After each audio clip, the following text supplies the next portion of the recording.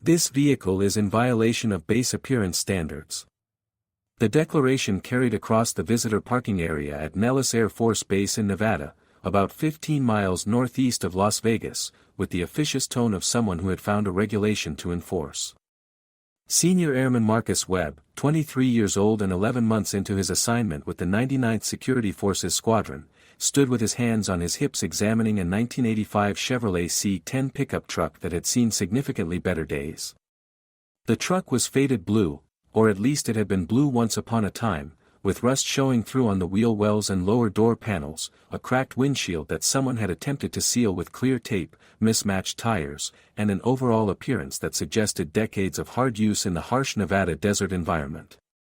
To Webb's eye, this truck looked like it belonged in a scrapyard, not parked in a prominent visitor space at one of the Air Force's premier fighter bases. The owner of the truck stood nearby, looking confused and slightly concerned as Webb circled the vehicle like a predator examining prey. James "Hawk" Morrison, 76 years old, stood at 5 feet 11 inches with the lean build of someone who had maintained an active lifestyle despite advancing years. He wore simple civilian clothes that looked like they'd been purchased from a discount store, faded jeans with permanent grease stains on the knees, a plain white t-shirt under a denim jacket that had faded to almost gray, scuffed work boots, and a baseball cap with a faded Air Force logo that Webb didn't recognize. His weathered face showed deep lines from decades in the sun, and his hands, though showing the tremor common to advanced age, had the calluses and scars of someone who had spent a lifetime working with machinery.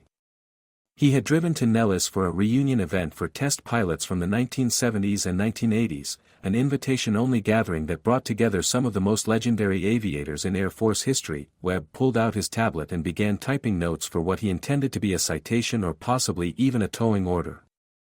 "Sir, I need to see your visitor pass and base access authorization.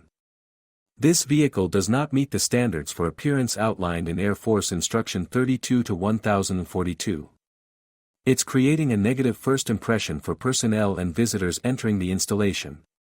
I'm going to need you to move it immediately, or I'll be forced to have it towed off base." Several other security forces airmen had gathered, drawn by Webb's radio traffic and sensing that something interesting was developing. They stood a respectful distance back, but close enough to hear the interaction and see the condition of the truck in question. James slowly reached into his denim jacket and pulled out a worn leather wallet, extracting a laminated visitor pass that had been issued at the main gate less than 30 minutes earlier. He handed it to Webb with hands that showed slight tremor. "Young man, I was invited here by the wing commander for a test pilot reunion. They gave me this pass at the gate and told me to park in the visitor lot. That's what I did." Webb examined the pass with the thoroughness of someone looking for any possible violation. The pass was legitimate, properly filled out, with the correct date and authorized by the Visitor Control Center. But the condition of the vehicle still bothered him. In Webb's mind, Nellis Air Force Base was a showcase installation, home to the Air Force Warfare Center, the Thunderbirds demonstration team, and red flag exercises that brought Allied air forces from around the world. Allowing a rust bucket truck to be prominently displayed in a visitor lot reflected poorly on the base's standards. "The pass is valid," Webb admitted reluctantly, "but I'm still concerned about the vehicle condition. This truck is an eyesore. Couldn't you have driven something more appropriate for visiting a military installation? There are rental car companies in Las Vegas if your regular vehicle wasn't available." The condescension in his voice was unmistakable, and several of the other security forces airmen exchanged uncomfortable glances. One of them, Staff Sergeant Martinez, who had been at Nellis for 4 years and had more experience with the base's distinguished visitors, tried to interject. "Webb, maybe we should just, "I've got this, Staff Sergeant," Webb interrupted, his focus still on James and the offending truck. "I'm enforcing standards as outlined in the regulations." James looked at his truck with the kind of affection that comes from decades of ownership, seeing past the rust and wear to the memories and experiences it represented. "After retiring from the Air Force," Henderson continued, her voice growing harder with each sentence, "General Morrison worked as a civilian test pilot and consultant for Lockheed Martin, Northrop Grumman, and Boeing. He contributed to the development of the F-22 Raptor, the F-35 Lightning II, and classified programs that we still can't discuss publicly. He's in the National Aviation Hall of Fame. He has an exhibit dedicated to his career at the Smithsonian. And you were about to tow his truck off base because it doesn't meet your personal aesthetic standards. Webb had been taking small steps backward during this explanation, his earlier confidence completely evaporated and replaced by genuine horror at what he had done. He looked at the faded blue pickup truck with new understanding. This wasn't just some random old truck. This was a piece of aviation history, the vehicle that a legendary test pilot had been driving for nearly 4 decades. Staff Sergeant Martinez, who had tried to warn Webb earlier, moved closer to examine the truck more carefully.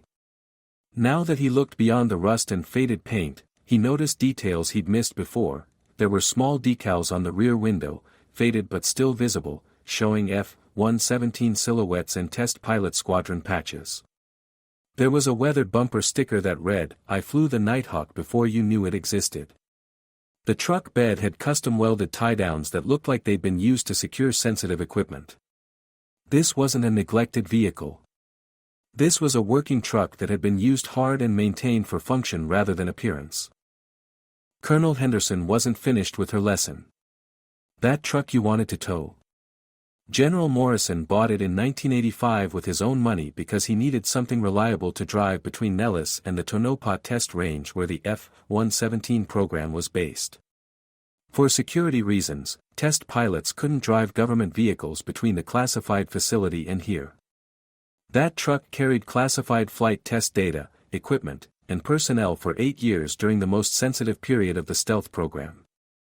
It's probably transported more classified material than any other civilian vehicle in Air Force history. She turned to James. "Sir, I apologize profusely for this incident. You have a reserved parking space waiting for you in the VIP lot directly in front of the headquarters building.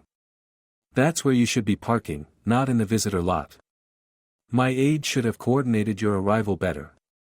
James waved off the concern with the casual dismissal of someone who didn't stand on ceremony. "Patricia, no apology needed. I told your aide I didn't need special treatment. I'm happy to park in the visitor lot with everyone else. The truck and I have parked in worse places, I promise you. During the F-117 program, we parked in the desert more often than we parked on pavement." But Colonel Henderson's attention had shifted back to Webb, who looked like he wanted the Nevada dessert to swallow him whole. "Senior Airman Webb, let me ask you a question. When you saw this truck, what did you see?" Webb swallowed hard before answering. "Ma'am, I saw a vehicle that appeared to be in poor condition and didn't meet the appearance standards I believed were appropriate for the base." "What you saw," Henderson corrected sharply, "was surface appearance without context. You made a judgment based entirely on how something looked without knowing anything about what it represented or who owned it. That truck has more operational history than most aircraft in our inventory. It's a piece of Air Force heritage that happens to show its age and its service. Just like General Morrison himself, who you were also judging based on his appearance rather than his credentials." She pulled up another image on her phone, this one showing the reserved parking space in the VIP lot. The sign read, "Reserved for Brig Gen James Morrison, USAF, Ret. F-117 Chief Test Pilot, in recognition of service to Air Combat Command and United States Air Force Test Pilot School." That parking space, Henderson said, was officially designated by Air Combat Command in 2015 in recognition of General Morrison's contributions to combat aviation. It's one of only 3 permanently reserved spaces at this entire base that aren't designated by duty position. The other 2 are for Medal of Honor recipients. That's the level of respect this man and his service have earned. And you wanted to tow his truck for being an eyesore. The gathered security forces personnel, now numbering nearly a dozen as word spread across the base radio net about what was happening, stood in uncomfortable silence. Several of them were taking notes, recognizing this as a lesson that would be discussed in training sessions for years to come. Webb managed to find his voice, though it came out barely above a whisper. "General Morrison, sir, I apologize. I was completely wrong. I judged your vehicle and your appearance without knowing anything about you or your service. I disrespected you and I failed to show the judgment that my position requires. I'm deeply sorry. James approached Webb, and up close the young airman could see details he'd missed before: the small Air Force wings pin on James's denim jacket, the faded F-117 unit patch sewn onto his baseball cap, the weathered hands that had controlled some of the most advanced aircraft ever built. Son, you made an honest mistake. You didn't have the context, and you were trying to enforce standards you believed were important. I appreciate that you care about the appearance of your base. That shows pride in your service. But here's what I learned in 34 years of flying: the most important things often don't look impressive at first glance.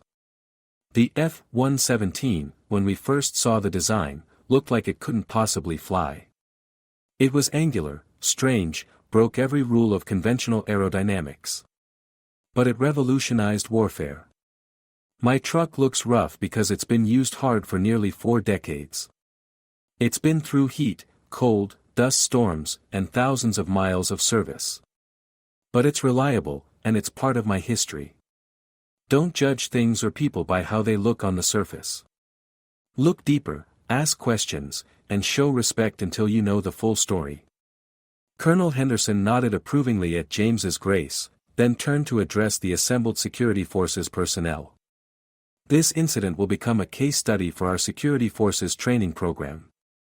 Not as a disciplinary example, but as a teaching moment about the importance of context, respect for veterans and distinguished visitors, and the danger of making decisions based solely on appearance. Senior Airman Webb, you're going to write a detailed after-action report on this incident, and you're going to present it to the next Security Forces orientation class. She softened slightly. You're not being punished, Webb. General Morrison has requested no disciplinary action, which shows you the kind of officer and gentleman he is. But you are going to help ensure that future Security Forces members learn from your error. And you're going to learn every detail about the distinguished visitors who have reserved parking at this base, so this never happens again. Staff Sergeant Martinez stepped forward. Ma'am, with your permission, I'd like to volunteer to create a reference guide for Security Forces personnel on significant visitors and reserved parking locations. We should know these distinguished veterans and their vehicles on site. Approved, Henderson said immediately. Make it happen. And make sure it includes photographs and brief service summaries. Our people should be greeting these visitors with respect and recognition, not citations and towing threats. James turned toward his truck, preparing to finally move it to the VIP parking space, when one of the younger airmen called out. General Morrison, sir, would you be willing to tell us about flying the F-117? Most of us have never even met a test pilot, let alone someone who flew stealth aircraft. James considered the request, seeing genuine interest in the young faces surrounding his old truck. Tell you what. After the reunion event this afternoon, if you're off duty, come by the Officers Club. I'm giving a presentation about the early days of the stealth program, and it's open to all base personnel. I'll tell you stories about the F-117 that'll make your hair stand on end, and I'll explain why this old truck was such an important part of making that program successful. Deal. The assembled security forces personnel agreed enthusiastically, several of them already coordinating their schedules to ensure they could attend. As James drove his faded blue C10 truck to the VIP parking space it had earned, followed by a security forces escort that had transformed from enforcement to honor guard, the story of what had happened began spreading across Nellis Air Force Base. By the end of the day, every member of the security forces squadron had heard about the incident, and most had looked up Brigadier General James Hawk Morrison's service record and been amazed by what they learned. That evening, over 200 airmen attended James's presentation at the Officers Club, filling the room to capacity and overflowing into the hallway. They heard stories about flying an aircraft so classified that its existence was denied for years, about testing revolutionary technology that changed warfare, about the dedication and sacrifice required to be a test pilot. And they saw photographs of a much younger James standing beside that same blue C-10 truck at the Tonopah test range in the 1980s, the truck loaded with equipment, serving its country just as faithfully as the pilot who drove it. Senior Airman Webb attended the presentation, sitting in the front row, taking notes, and asking thoughtful questions. He had learned a lesson that would stay with him for his entire career: appearance doesn't indicate value, age doesn't diminish significance, and the most important people often look the most ordinary. The faded blue 1985 Chevrolet C10 continued to be driven by James Morrison for years after the incident, and it became something of a beloved fixture at Nellis Air Force Base during his frequent visits. Security forces personnel learned to recognize it on sight, and instead of citations, it received salutes and respectful nods. And the parking space reserved for Brigadier General James "Hawk" Morrison remained permanently designated, waiting for that old blue truck and the legendary pilot who refused to let age, rust, or judgment from others diminish his pride in what he had accomplished. Where are you watching from today? Tell us in the comments about a time when you learned not to judge by appearances.